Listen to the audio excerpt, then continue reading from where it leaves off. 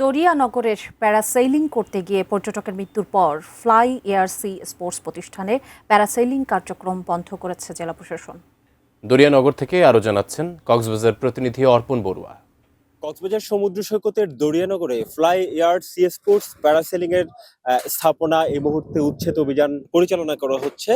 গতকাল মূলত এই দরিয়ানগর প্যারাসেলিং পয়েন্টে আমরা জানি যে একজন পর্যটক প্যারাসেলিং কালে নিহত হয়েছিলেন। সেই ঘটনার পর আজকে জেলা প্রশাসনের পক্ষ থেকে এখানে উচ্ছেদ অভিযান পরিচালনা করা হচ্ছে।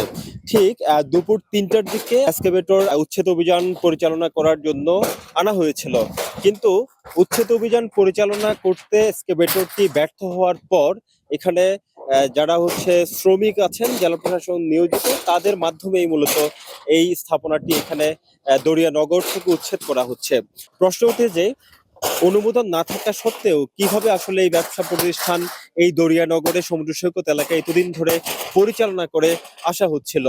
গতকাল আমরা জেনেছি এখানে পর্যটন ম্যাজিস্ট্রেটের নেতৃত্বে বিভিন্ন সরঞ্জামও জব্দ করা হয়েছিল। মূলত কক্সবাজার সমুদ্র সৈকতকে কেন্দ্র করে দরিয়ানগর এবং হিমছড়ি সহ নানান পয়েন্টে বেশ কয়েকটি প্যারাসেলিং পরিচালনা করা হয়েছিল, যাদের কোনো ধরনের নিরাপত্তা মান এবং নিরাপত্তা সরঞ্জাম নেই বলে আমরা জানতে পেরেছি। ইতিমধ্যে প্রশাসনের পক্ষ থেকে ঘোষণা দিয়ে সব ধরনের প্যারাসেলিং এর কার্যক্রম বন্ধ ঘোষণা করা হয়েছে। কক্সবাজার সমুদ্র সৈকতের দরিয়ানগর থেকে এটুকুই ছিল এখানকার সবশেষ।